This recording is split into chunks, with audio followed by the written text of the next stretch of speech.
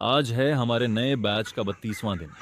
आज लिफ्टिंग टलने की वजह से हमारे बर्ड्स को एक दिन का टाइम और मिल गया है अपना वजन बढ़ाने के लिए।